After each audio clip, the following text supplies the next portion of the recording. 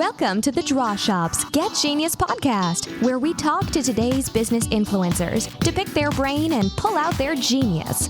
It's time to get genius. Oh my goodness, listeners, are you in for a fantastic, super valuable show today on Get Genius? I am interviewing Jordan Goodman, and he shares so many things that you want to hear as an entrepreneur and just as a human that I pretty much like rocked my world, because there's so many things I thought I knew, but there's so many cool websites and tools and tricks and things that he is going to share on this interview related to financing your business or getting out of debt if you have business debt, personal credit, business credit, how you can save on all kinds of things if you still have student loans, car loans, how you can pay your house off in 5 years. How about going from 30 to 5 years? So many good things that you're going to hear. We will have all of the websites. I said it a billion times because as you listen, you're probably going to be like, I need to pull over if you're listening in the car, and I need to write this down. This is too good. But just make sure you go to the blog, look in the show notes, check your email. You will see all of the links to this because you're going to want to check all of this out, like in any place that you're at. I mean, even if you're in the place of like, actually, our business is doing awesome and we have tons of money just sitting there in our savings account. Well, there's stuff you should be doing with that where you can make like 8% on that money. So many good things. But let me tell you quickly about Jordan, because I think we got a good story from him. But I was so all about the things that he could share with us that I didn't get to tell you, or he didn't get to share some other things about him. So let me just give you the quick bio on Jordan before you hear this interview. His name, again, is Jordan Goodman, and he's known as America's Money Answers Man. And holy crap is he. His website is moneyanswers.com. But he is a nationally recognized expert on personal finance, and he's a regular guest on numerous radio and television call-in shows across the country. He's always answering questions on personal financial topics and business topics as well. He's frequently on The View, Fox News Network, Fox Business Network, CNN, CNBC, blah, blah, blah, on and on and on and on and on. I mean, I could just literally go on. And you'll see why when you hear him. But he's been doing this for like 40 years. He has a great story from when he was 12 years old. Super cool. And I'm going to let him tell that story because he tells it so well. But he's an author. He's a co-author. He's got like over 13 best-selling books on personal finance. Topics like how you can master your debt fast, how you can get, really good profits in really hard times, because we've all been there. How you can just really master your money. And he's just a supreme wealth of knowledge and value. And I feel pretty stoked and honored that he spoke with us today. You're going to love it. So many good things. So with that, I'm just going to let us roll into it right away so you can get all of this tremendous value. Hello, Jordan, and welcome to the show. I'm so happy to have you here with me today. Great to be with you, Summer. So we're going to talk about so many good things today and answer a lot of questions that I don't think we've really covered so much of on this show before. So I'm extra excited to really get all these good answers from you, because I think we're going to be addressing a lot of things that entrepreneurs, solopreneurs really maybe struggle with, or have struggled with, or got over those struggles and they're now struggling with it again because they've got new businesses. There's, tons of that going on, because entrepreneurs most likely have a business and then they decide they're going to start, like me. They start up some more. Exactly. And then you got to learn lessons again. To warn people, my style is to give specific strategies and then specific resources, websites, phone numbers that they can implement those strategies. So have your papers and pencils ready. Perfect. And if you don't have those papers and pencils, we'll make sure that everything is noted in the show notes and in the blog post so that you can link to it and get all the information that you need. But let's start with first, why this became important to you to help people and make things easier for them. Well, I've been doing personal financial and small business money management for 40 years, basically. And I came at it from the journalistic angle. I started, if you really want to go all the way back to the beginning somewhere, at age 12, I started as a journalist, actually. Nice. On Cape Cod, I used to write the youth baseball column for the Cape Cod newspaper. Kind of hung around the newsroom a little bit. I'll just tell you one of my earliest stories, if that's helpful. So I was we had a house in Hyannis on Cape Cod, and I used to deliver the newspaper first from age 9 to 12, hang around the newspaper. Said you guys could really do a youth baseball column with all the leagues around the Cape, so I did that. And then I was hanging around the newsroom, and I happened to notice there was a bunch of newspapers there that was being printed, kind of the print overrun, I guess you'd say, and it would just sit there, and they'd just throw them out. So I said to one of the print guys, so he said, we'd throw them out. I said, would you mind if I take them? It's good. It's much less work for us. So I would get those papers in my bike, and then I would go down to the ferries that go over to Nantucket and Martha's Vineyard and sell them. And people would sit around the ferry and say, "Oh, this is nice." And after about 5 minutes, they're bored out of their mind. And so I'd come by, and by the time the boat had taken off, pretty much everybody had bought a paper. So my cost of goods was zero, and I would make like 50 cents a paper. And by the end of the day, my hands were black with ink, but I'd made whatever, $200 or something, So it was a good thing for age 12. Yeah, nice. I just keep going back and back and back until they ran out of papers. The print guys were happy. Nobody got hurt. My cost of goods was zero, so I became an entrepreneur at age 12. So I've been doing the same thing ever since, basically, seeing opportunities in the kind of financial, journalistic, entrepreneurship space to help people. So that's what I've been doing, and I really love to do it because it really impacts people's lives positively. So the things that you help other entrepreneurs overcome, especially when it comes to finances and, getting out of business debt, or how can we fund this company in the smartest way, things like that. How did you learn by mistakes that you've made, or did you always just kind of know the right thing to do? How did that all evolve? Yeah. I've met a lot of people. I've been doing this for 40 years. And I check people out very carefully. And my business model is clear. It's an affiliate model. I recommend people that I think are really, really good and have checked them out super carefully. And when they do some business with the people I refer them to, I get a little something for it. And that's why it's a win-win-win. Your listeners get services they wouldn't know existed before that we'll talk about. The company gets business they wouldn't go know about or be able to get otherwise. I get a little something in between. So that's, to me, the affiliate model. And the concept behind that, and I think this affects all small businesses, is the most important word for success in small business is leverage. And by leverage, I don't mean debt. I mean leveraging your relationships, your database, your finances, your entire existence, because you as an individual can only do so much. You have 24 hours a day. Supposedly you sleep some. Right. And there's just only so much you can do as an individual. But if you leverage what you offer with other people and what they offer, the two of you combined can do a lot more than each of you can do individually. So, in my affiliate model, I'm out there on radio shows and TV shows and helping people in all kinds of ways. If I mention somebody that does something really good, they get business from it. You see how I'm leveraging their expertise. I don't have to be their expertise, but I can tell people about their expertise. And therefore, again, it's a win-win-win. So that's a concept a lot of people use. You can leverage your vendors, you can leverage your customers, you can leverage your financial situation, you can leverage your Facebook list. There's just a lot of things you can leverage. And in today's world, particularly online, there's a lot of ways of improving your leverage and therefore the success of your business. That's so true. And when you look at successful entrepreneurs and businesses, or at really, powerful and effective ones, that is what they've done. It hasn't just been that one entrepreneur is an expert in every single thing. They have to leverage. And that's often that's a downside. Right. People think, oh, I've got to do it all myself. And take an extreme example. Bill Gates, he had a great idea. He was a programmer, dropped out of Harvard.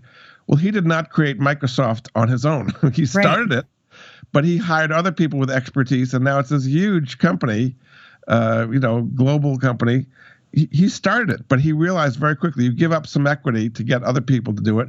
And now he's a multi-billionaire because he's leveraging the efforts of all the people and customers that have contributed to Microsoft over the last 40 years, whatever it may be. So that's kind of an extreme example of leverage working in your behalf. Yeah, and it's so great because I think people come up with ideas or have a vision for something and then quickly feel defeated when they realize what an undertaking it is, but they assume that they have to take it all on themselves, but they don't, and they can make it happen. Other people's expertise. You don't have to know it all. Take on other people's expertise, their database, their customers. So anyway, that's people. You remember back, Dustin Hoffman used to say the key to success in business is plastics. I think it's leverage now. That's the word I would use today. Yeah. I know. I love that. So I want to talk about something really important and top of mind for many entrepreneurs, those who are either just starting a business or maybe starting another business separate from their main business. And that is financing. Yes. And there's Huge so many problem today. Yes, Yep. it is. And there's so many various ways to do it. And I really I know that you have so many great tools and different probably perspectives on looking at it than people are maybe used to.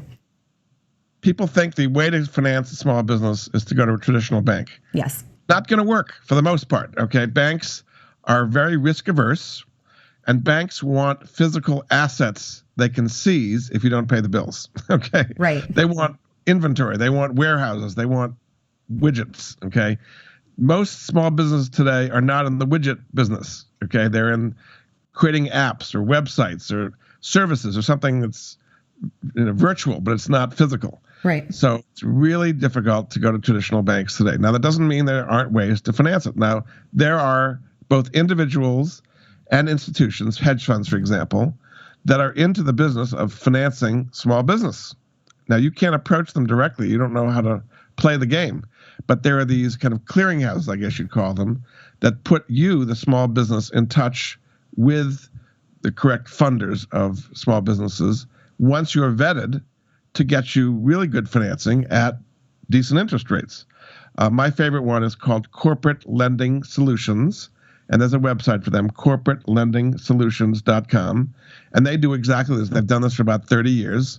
So what they do is they vet you as a small business, and the difference between them and a traditional bank, a bank looks for assets. Corporate Lending Solutions looks for cash flow. So they're going to look at your bank statements for the last, 6 months or so, and see how much cash is kind of going through there and what you can afford in paying back a loan. Okay, that's a very different animal than stuff you can seize if something goes wrong. Right. And so the cash flow lenders are, looking at the same kind of thing. So they'll do an analysis of your business, and there's a lot of different ways of doing it. There could be vendor financing, it can be equipment financing, payroll financing, lines of credit. Depending on what you need, there's just a lot of different ways of going. Now, this is typically not for an absolute startup because you can't show 6 months of cash flow. I mean, that doesn't have existed yet. But if you're up and running, and I'd say 6 months to a year into it, and you've shown some success, you can get financing at decent interest rates, 6, 7, 8%. It doesn't have to be ridiculously high rates without having inventory. So that's a real revelation for an awful lot of people. So that, to me, is the right way to do it, is to go to these kind of alternative financing, I guess you might call it, warehouses or clearinghouses, corporatelendingsolutions.com. That, to me, is the right way to do it. Let me tell you what I think is the wrong way to do it as well, which is what are called merchant cash advances. Maybe you're familiar with those, MCAs. So what they will do is they'll charge extremely high interest rates, 100%, 400%, just some ridiculous high rate. And what they do is they attach your credit card receivables. So say you're a restaurant, okay, and you have a constant cash flow as people are doing charges on their meals all the time. They will take over your credit card receivable, processing, and they take out 1%, 2%, 3% a day from your credit card receivables. Doesn't seem like much, but the interest rate is extremely high on something like that. So it's very attractive because it's unsecured. It's like double paying for your merchant fees already. Right. That's right. But it's easy. You apply to these people on the phone. You can get your money in a day or 2 days, unsecured. And, what's the problem? The problem is the interest rates are extremely, extremely high, and you get on this kind of treadmill that literally bankrupts a lot of businesses. This is what I call the payday lending of small business, basically. So I would avoid, if you possibly can, and they're out there. At last I heard, there's about $600 billion in outstanding loans to merchant cash advance companies. Wow. And I actually didn't even know that was something that existed. I'd actually never heard of that. You probably know some of them. I'm not going to mention the names, but you probably know some of the names of these companies because they're out there all the time. They're advertising. You'll get things in the mail as a small business that literally is a check. And you say, sign this check and you'll have money in a day. So I've seen that for personal people. I've seen ads for that. So this is essentially the same thing, but for a business. A small business. Yeah. Correct. Okay. They make it real easy. They give you the hook real easily. And a lot of businesses, particularly kind of desperate small businesses, they need to make payroll on Friday. Say, sure, I'll take that. It sounds cheap to me. And then they need to get one after another because it becomes like a treadmill that you keep running yourself down until you go bankrupt. So that's, to me, the bad way to do it. I would avoid merchant cash advances if you possibly can and use the kind of alternative way with legitimate financing at decent interest rates. Again, my favorite place, corporatelendingsolutions.com. Awesome. That's like super, super good advice because especially for those that are in, kind of that desperate situation of, or they've invested a lot of capital in trying to do something. And now they're at a point where they're like, oh crap, but we can't run our everyday business. Right. So that's cash flow is everything. Yeah, and this absolutely. hurts your cash flow. It's at the beginning, it's good. It feels nice to get the money in. You can pay off some debts. But then very quickly, the bills mount up at unbelievable rates, just unbelievable rates. Oh, I'm so sure. This gets to the next area, if we could, which is if you are piled in a lot of debt. That was my next question, yes. Yeah. What do you do about it? Okay. What most people do is they hide under the desk and don't open the mail or don't answer the calls or don't look at their email. Okay. Hiding doesn't help. Okay. The creditors only get angrier. Okay. So what you want, and typically what they'll do is they will pay the creditor that screams at them the loudest or most recently. Okay. Wrong move. Okay. Yeah. What you want to do is use the concept of what's called debt prioritization, meaning you prioritize the creditors that have the most leverage over your business. You give them more money sooner, and you give the creditors that have the least leverage less money later. Okay. Right. So like the utility company could turn off your lights tomorrow and put you out of business. They got a lot of leverage. Okay. You want to keep them happy. Some lawyer that you did some contract 3 years ago that you never went through with has no leverage on you. Okay. But if the lawyer screams at you louder, you might pay him first and then your lights get turned off. That's not a good system. Okay. Now you can try to do this on your own, but there are companies that specialize in helping small businesses with exactly what we call this debt prioritization. And there's a website for that, helpwithpayables.com. And so they have a very sophisticated system where they've done this for like 30 years, and they look at every one of your creditors, and they assign them a leverage ratio from 1 to 10.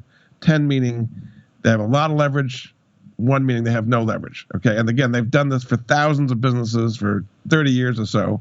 So they look at each creditor and give them a leverage ratio, and then based on that, they give each creditor an offer that say, okay, the business owes you $1,000. Would you take 50 cents on the dollar 6 months from now? Or, if it's got a lot of leverage, would you take 70 cents on the dollar 3 months from now? If they got low leverage, would you take 10 cents on the dollar a year from now? You get the principle of the thing. Yeah. Okay.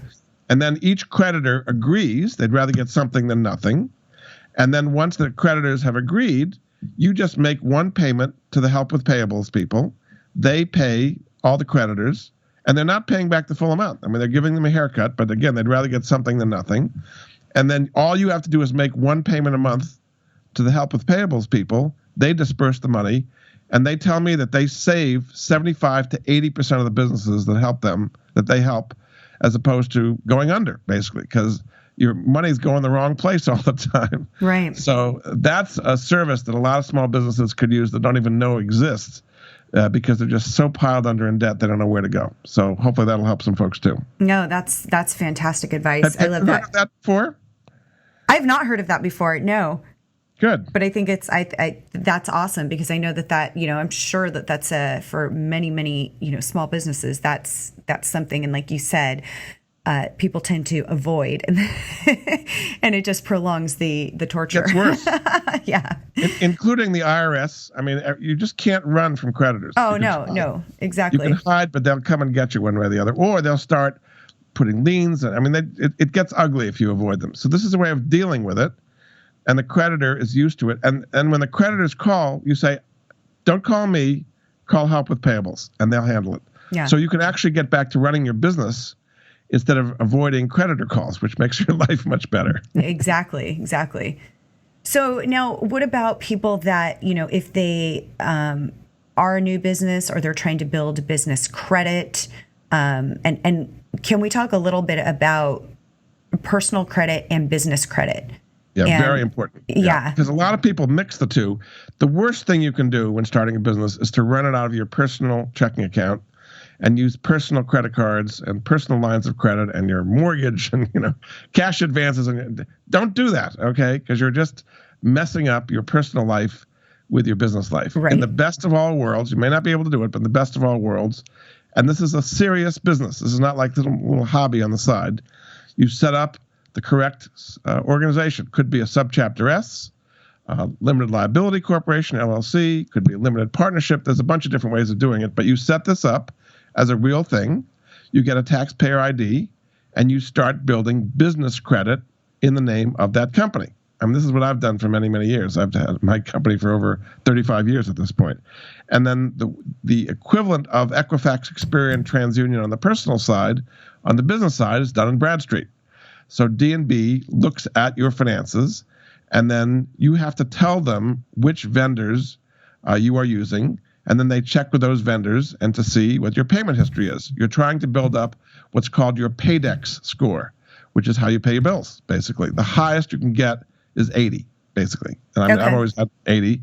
And it may not be instant, but over time, when you get a good Paydex score, and they're going to look at your balance sheet and your income statement, just everything about you, you get more credit at better rates, and it just helps you expand the whole thing. Credit does not happen instantly. It's a kind of a long-term process you have to build up, but you have to be set up to build it up in the right way in the first place, which a lot of small businesses don't even know they have a D&B report or are not aware of it, or their Paydex score, or any of these kind of things, and it really hurts them. It's just like being an individual having no clue what your credit score is. You're asking for trouble that way, okay? Exactly. So there are places that'll help you do that, either create one in the first place or correct errors or kind of get it better once you've already got going. And that place is called tourdebusiness.com, Tourde business.com. It's a place called Better Qualified. And they do the business side on the D&B, and they also do the personal side as well, which is tourdecredit.com. It's helping get errors off your personal credit report. So it really pays off to kind of pay attention to that, nurture your D&B report. Every year when you do your tax return, send in your balance sheet and your income statement, and you build, and then they give you a score over time. Not only your Paydex score, but I think they call it a financial stress score, and how likely it is to pay your bills or not. And that really, really helps your business over time to have access to credit where you can get credit as you need it, and also at lower interest rates and better terms. Right. And what are some of the things that contribute to that score, to making it better? Obviously it's bill, but like which bills? Is it credit cards? Is it, what are the things that they're actually looking at? Well, they're more looking at vendors, actually. Okay. You're paying your delivery service or your office supply company or your SEO firm or whatever companies, your accounting firm. The vendors that you use for your business is typically what they're looking for. Not as much credit cards directly. It's really more vendor relationships. And that's why Dun & Bradstreet doesn't know who your vendors are. You have to tell them. And you say, here's the person I pay at my accounting firm, and here's their name and phone number and email address. And they then contact them and say, what has been their payment history for the last 6 months or a year? And you have to keep that. As you add new vendors, you keep telling them, here are the new vendors, and they check with them. Now, some of them, big ones, like a phone company, would be kind of automated, or like an airline, it's kind of automated. But your local accounting firm or office supply shop or whatever it may be, they're not going to know who that is, so you have to tell them who it is and just kind of keep that up to date.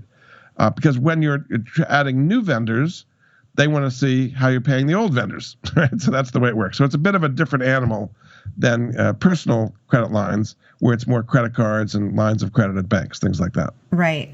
Now, for businesses that are looking to use business credit without having to attach themselves personally. So they might, have it under the business, but they're still the guarantor, whatever the proper term is. They're still checking the personal profile. Is there a way that businesses can do it where it's just the business and you don't have to have the personal attachment to it? You have to have a long history to do that, because usually if you go from a traditional bank, they're going to want what's called a personal guarantee, meaning if the business fails, they want to be able to go after you personally. That's just the way it is. Now, if the business is extremely well established, you may be able to get away with something like that. But with traditional banks, the business could disappear, and then what do? Right? They've loaned you a lot of money. They want to be able to go after you personally. So it's possible, but it's not. I just got a line of credit myself. I've been in business for almost 30 years, and they still ask for personal guarantees. So yeah. It's going to be hard to get away from that one, frankly. I mean, the people at corporatelendingsolutions.com may, depending on the situation, may give you a pure business loan without a personal guarantee. But I would go into it assuming you're going to have to do that. So now let's assume we've got these things in order. You've got really great cash flow, and it's kind of sitting there. You're using what you need. You're paying. And you've got this great positive cash flow. It's awesome. What can people do with that instead of? A lot of people will just put it away in a business savings account, and it just kind of sits there. Maybe it's for an emergency. Right. Exactly. Right. What's the proper thing to do, or yeah. Because you're right. A lot of companies and individuals have a lot of money sitting around literally in cash, CDs, savings accounts, money market funds, literally earning zero. It just drives me crazy because the banks can get away with it, basically. Yeah. If people will keep their money there sitting like a lump, it's like, great, we'll take your money for free. Why do we have to change anything? So you got to do something different. So I'll tell you something I'm involved with, which could help a lot of your folks, which are called secured real estate funds. And that's a way of earning an 8% yield over 1 year, very securely. And you could take monthly checks if you like. If you don't need the money, you could reinvest it and have your money compounding at an 8% rate. And what they're doing is they're lending money to small businesses who are renovating or constructing or improving commercial real estate one way or the other. Could be schools, it could be apartment buildings, could be assisted living, parking lots, student housing, all kinds of different things. And as we said, it's hard for people to get loans these days, traditional loans, and on top of that, it's even harder to get a commercial mortgage from a bank. Mm-hmm. It could take you a year of huge amounts of paperwork and appraisals and all kinds of things, and then they reject you in the end anyway. This is what happens. So this is kind of just as the corporate lending solutions was kind of an alternative to help small businesses get revolving lines of credit, this is an alternative way for people to finance their construction or renovation of commercial property. So as a result of that, and it's short term, like a year or so is what these loans are for. Okay. But as a result of that, they're willing to pay a higher rate to get the deal done quickly, like maybe 10%, something like that. So the fund pays you, the investor, either business or individual, an 8%, what's called a preferred return, meaning you get the 8% before the management of the fund gets anything. Okay. And then they get something on the back end once the projects perform. And that's why they're willing to do that, because they've had a track record of doing this for like 30 years, and they know these projects are going to work. So they get paid. So say they charge 10%, they pay you, the investor, 8%, right up front every month as the interest payments come in. And then when the project's complete, they may get 2% on the back end. But that to me is a much better way of having your money earn 8% instead of sitting in the bank earning zero. A website for that is Secured Real Estate Funds, with an S, funds.com. They've also got a phone number, 888-444-2102. Now, this is a new, what's called a Regulation A+ fund. They've only been around for about 2 years. And the reason these were formed, in 2012, Congress passed a bill called the Jobs Act of 2012. And in a certain way, that kind of legitimized crowdfunding, which people are kind of used to. But this now allowed people to do this as a security through the SEC. So this Secured Real Estate Fund is approved by the SEC. It went through the whole SEC process, and it allows the average individual, the minimum investment, by the way, is $5,000 with no commissions or fees. All the money is fully invested. Okay. As long as you can put your money aside for a year, you can get the 8%. In the past, you would have had to been like $100 million pension fund or something to get these kind of returns. And this Jobs Act kind of democratized crowdfunding. Think of it that way. So it's good for both sides. Those businesses can get loans they couldn't get otherwise because it's kind of a new source of capital. And investors can get returns that were formerly only for the big boys, the institutions and so on. And it works both ways. So that was a Jobs Act that actually made a difference. And you're starting to see more and more of these so-called Reg A plus funds. That's what they're called for short. This is awesome. What's the risk involved with that? Well, it's liquidity. I mean, you don't have access to your money for a year. This is not money you should put in that you need access to for a year. So if it's cash flow, this is not like your emergency fund or your, your so many months of operations like that. No. Right. Okay. No. This has got to be money you don't need for at least a year. Okay. You have some you need for emergency operations, but some of it you don't. So that's, I guess you'd say, a risk is a liquidity risk. But you're giving up liquidity in return for a much higher yield than you could ever get. If you want to keep your cash liquid, you're going to get zero. Okay, so for the money that you don't need for a year, and by the way, you can do this inside an IRA or a 401k or pension plan, or there's other ways of having it. Then the 8% would be growing tax-free, even better. Right. So, but it definitely is money that you cannot need for a year. Okay, that's one risk, I guess you'd say. I mean, it's diversified. It's commercial real estate. I mean, if the commercial real estate market crashed, there may be some defaults in this kind of thing, but it's widely diversified. And because it's relatively short term, meaning a year or so, and the strategy they use behind it is what they call forced appreciation. And by that, what they mean is what's happening to the building is making the building appreciate dramatically, and therefore the borrower has a tremendous incentive to make it work. Let me give you an example, Summer, of how this worked, if that would be helpful. Yeah. There's a guy that had a big house, I think it was in Boulder, Colorado, that he'd been renting out to 2 students forever. He got a loan from the fund, over a year renovated the house to make it into 4 apartments, 4 bathrooms, 4 kitchens, 4 doors. So now a year later, the house is worth like 50% more than what it was, and his income just doubled. Okay, so it was worth it for him to pay 10% for a year to double his income and improve the value of his house dramatically. The guy's not going to default on a project like that. He knows it's going to pay off. Right. It was not based on what was happening in Boulder real estate. It was based on what he was doing to that specific property to make it worth more and to improve the cash flow from that property. And that's why the default rate is almost zero, because they go into these projects knowing it's going to pay off. The borrower has a tremendous incentive to make it work, and they also have their own money on the line. The maximum that they'll lend is 70% of the value of the property. So the builder developer always has 30% skin in the game, I guess you might put it. And they don't give them all the money up front. They kind of drip it to them, 10% at a time. You're going to do this part of renovation, then they inspect it to make sure that was done. Then they give them the next 10%. So there's a lot of kind of safety, and it's diversified, again, by different types we talked about, and it's diversified geographically across the country. So I would never use the word guaranteed. The word I use is secured. It's secured by the physical real estate. Okay. Yeah, I like that. Okay, now let's shift a little bit into, we're still talking about entrepreneurs, but maybe on a personal level, because, as entrepreneurs, many of us put our own, like you were saying earlier, we put in our own personal money, especially at the very beginning when you're starting up. But how can us as individuals, and I mean, really this can apply to anybody, but look at some things in our regular bills and expenses and cut back on those. So I guess what I'm getting at is, are there some things out there that we could be doing that we may not be aware of that could actually really have a nice cut in what we're spending each month? Let me give you 3. Okay. The first one would be student loans, which is a huge problem for a lot of people. Yeah, and people carry those for a long, long time, don't they? 30 years. Isn't that crazy? It's like getting a mortgage when you're 17. Exactly. You have no idea what you're doing. Exactly. So student loans would be the first one. The second one I'll talk about is car loans. And the third one I'm going to talk about is mortgages. Okay, so how to pay them off all much, much, much quicker. So let's start with student loans first.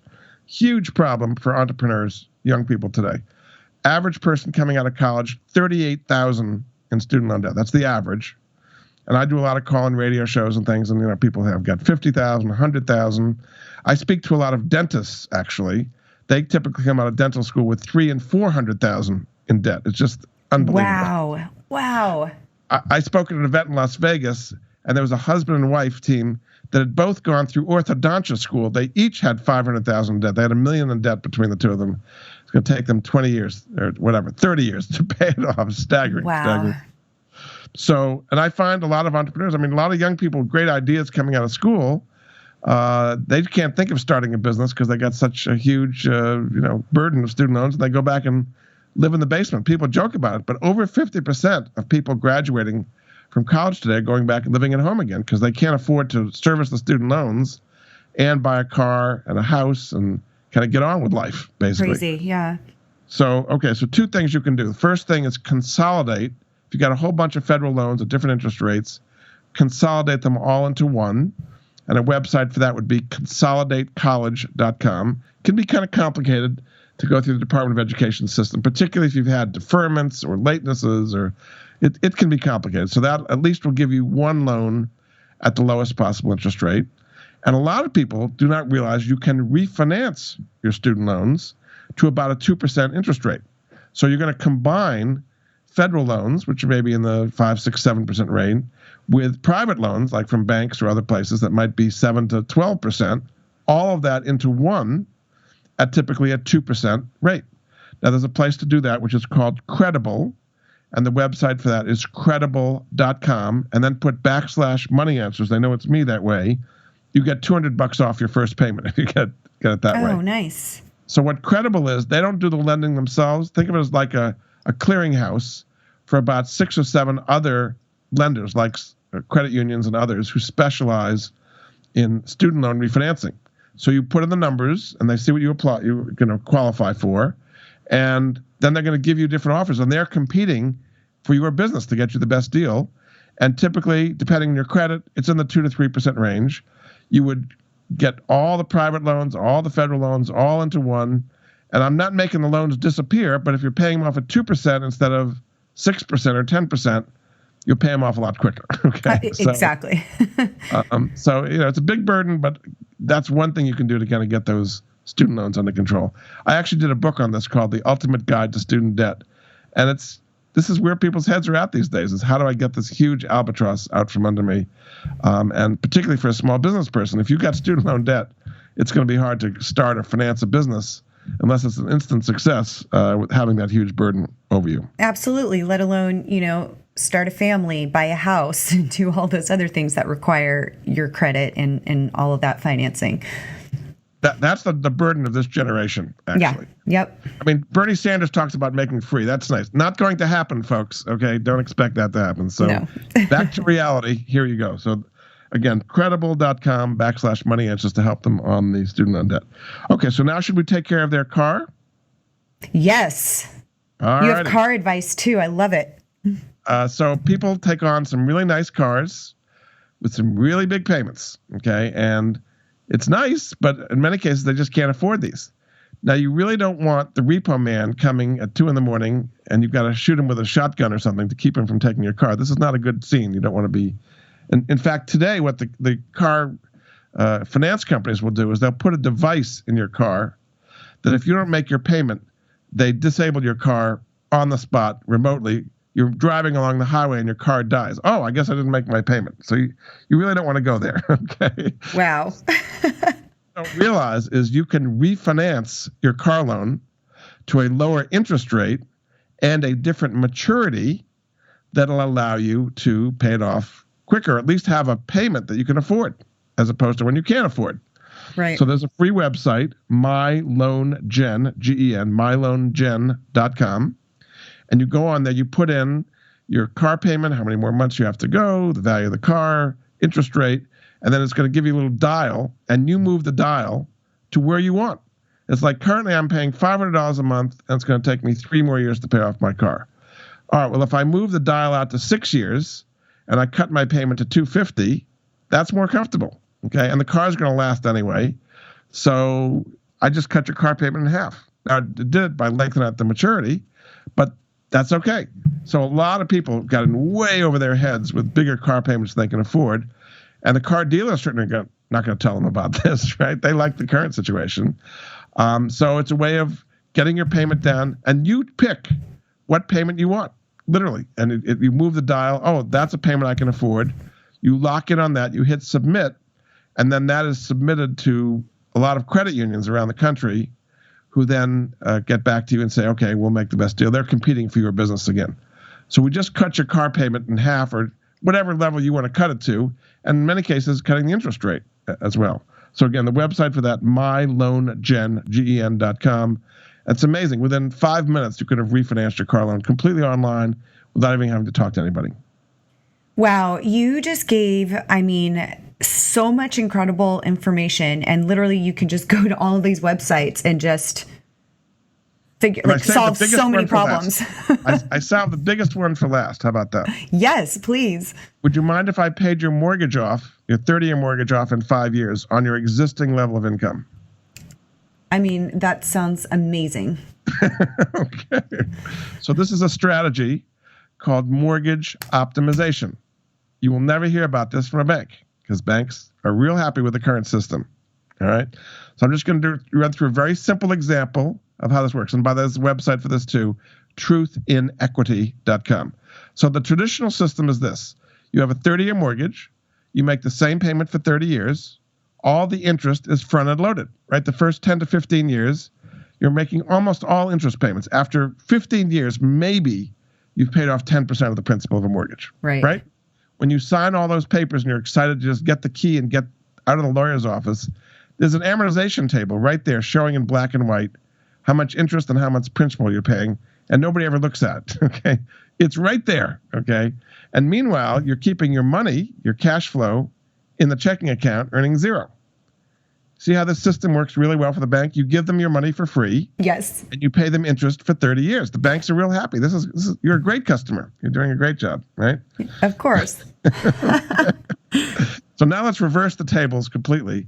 Instead of having your money work for the bank, you have it work for you. What a unique idea. So mortgage optimization uses what's called a home equity line of credit, a HELOC, which is a liquid line against your house. It's like a second mortgage against your house.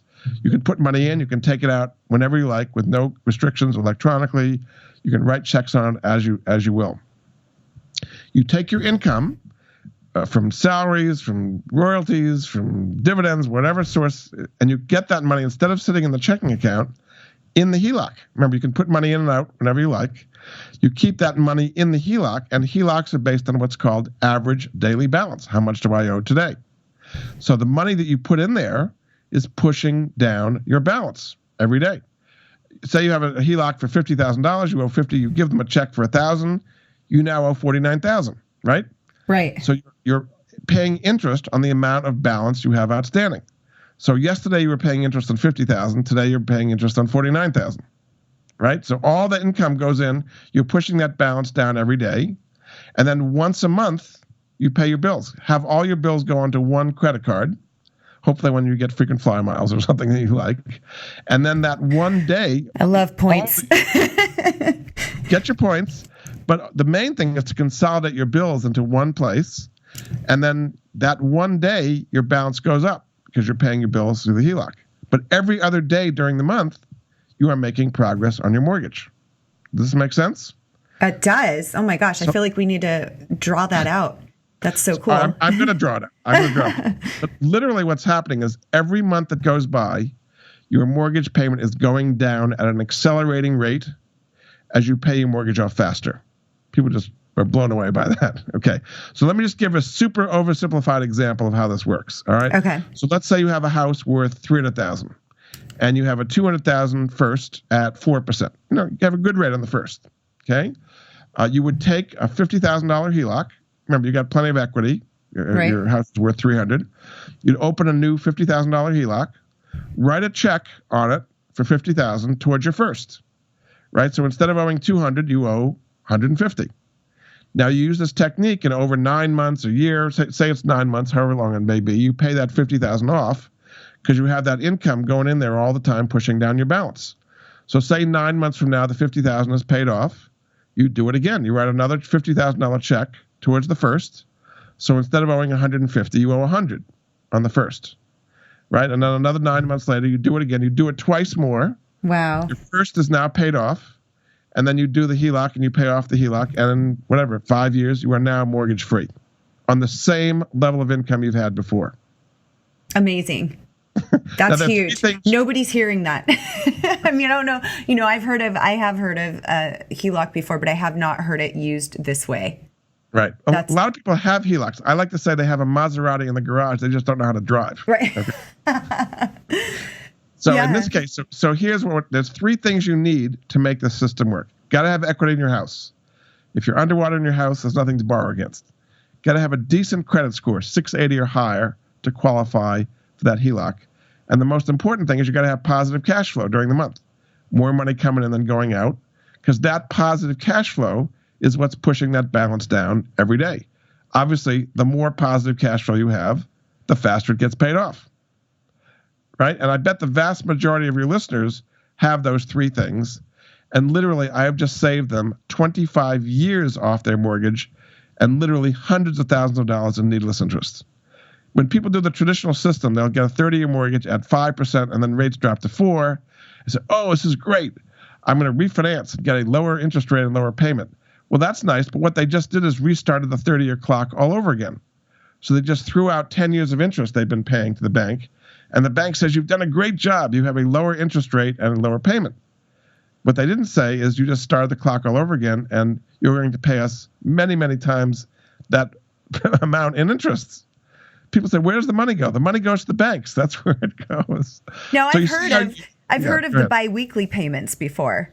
That'll save 2 or 3 years off your mortgage. That's nice. Yeah. This is 25 years. Right, exactly. If you do biweekly, it means during the year you're making 13 monthly payments instead of 12. Right. So it'll help some, not a bad thing, but the difference is liquidity. You make an extra mortgage payment, you can't get the money back out. You can't write a check on your mortgage. It's what I want to call a one-way mousetrap. You put money in, or you say you make extra principal payments. Well, that'll help you 25 years from now, okay? But you can't get the money back out. When you have the HELOC, it's liquid. You put money in, you're constantly putting your money in, and if you need it for a car repair or tuition or whatever, you have instant access to your money. Don't have a savings account, a so-called emergency fund, sitting there earning nothing, when that money could be pushing down your balance every day. Now, this takes a mindset change, okay? This is not something that a lot of people have heard about before, and that's why, I mentioned this website, truthinequity.com. It's a free website.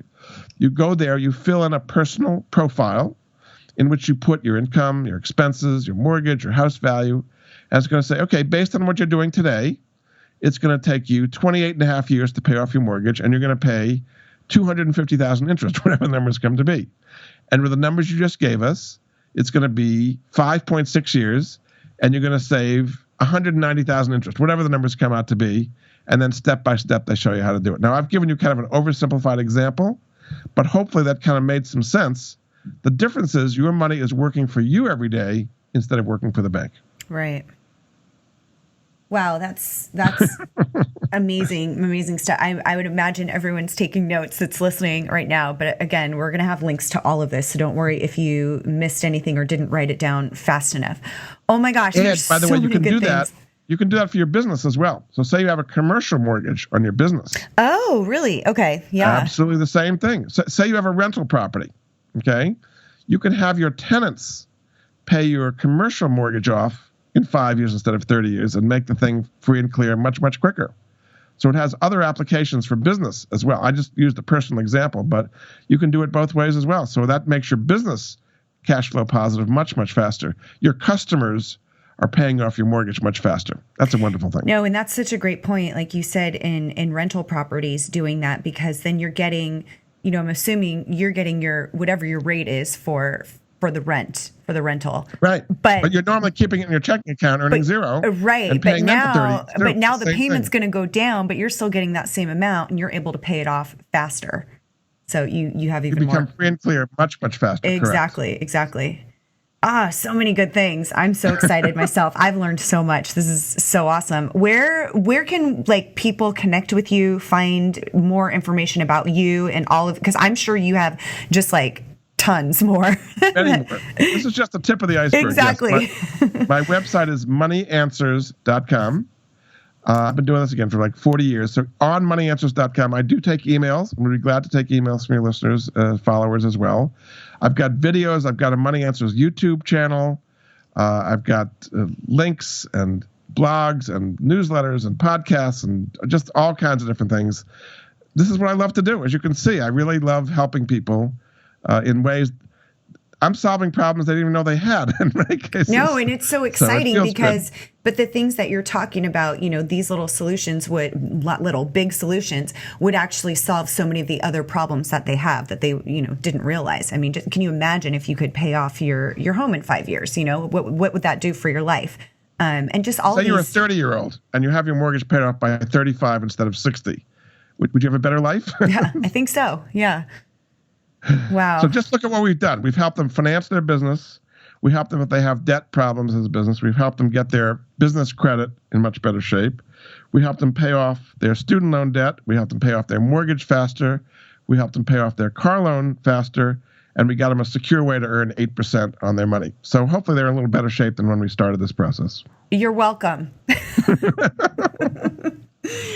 Oh my gosh, Jordan, you're so awesome. I wish I had you in my back pocket all the time. I'd be like asking you questions. And oh, thank you so much for being on the show. This was so amazing. So many good things. I'm just, my mind's a little bit blown, but it's all good. People can always play it back and go over it again. Oh, and again, totally each of these things I've checked out extremely carefully, know the people behind them, and they're highly reputable. They deliver on what they say. So, I mean, that's part of the whole vetting process that I go through all the time. But, I mean, this took many years to come up with all these different solutions. 40 years, yeah. Yeah, wow. But it works. And this is something the average person doesn't have a clue exists. When you go through business school, they teach you all about running the company's finances, but not entrepreneurship for the most part, or all these kind of things. They don't have a clue about this stuff in business school. So you're giving them a quick summer MBA, I guess we'll call it. I like it. Jordan, thank you so much for being on the show. Check out moneyanswers.com. And again, we will have links to everything that we talked about on the show notes, on the blog. Thank you, Jordan. You're amazing. Thanks so much, Summer. Appreciate it.